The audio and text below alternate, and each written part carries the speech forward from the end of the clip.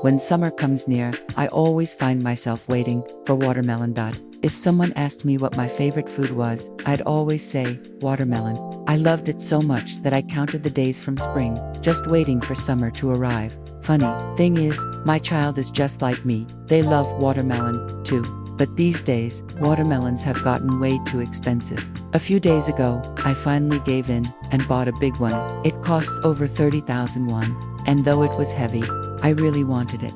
I asked my husband to buy one while he was stepping out to call a friend. Could you grab a watermelon on your way back? But he came home empty-handed. I forgot, was all he said. So, in the end, I went out and bought it myself.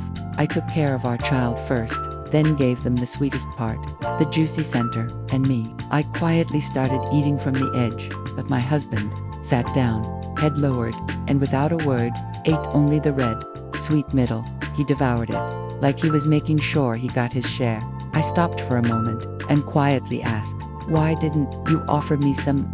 He looked up and said, "I thought you were already eating." Then he went and sat on the couch. I cleaned up the rinds, with only the outer edges left behind, and in that moment, I felt my affection for him fade. You know, they say when love starts to fade, even sharing a meal feels like someone's just stuffing their face. That's exactly how I felt. So I finally let it all out. "You forgot the watermelon. I went and got it myself, cut it, took care of the baby, and you ate all the best parts. You couldn't wait.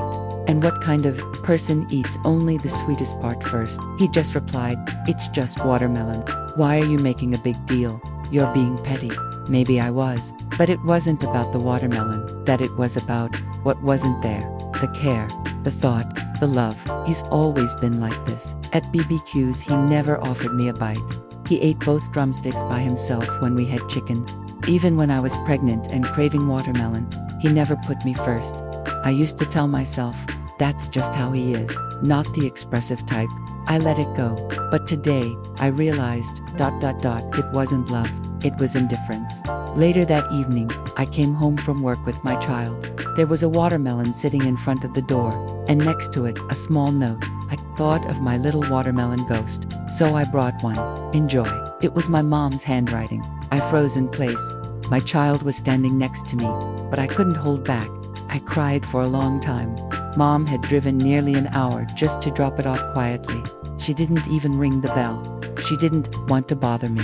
And in that one watermelon she left behind without a word was her entire heart. That day, I understood. It wasn't the watermelon I wanted. It was to be thought of. It was to be loved. I don't think my husband doesn't love me, but maybe he doesn't know how.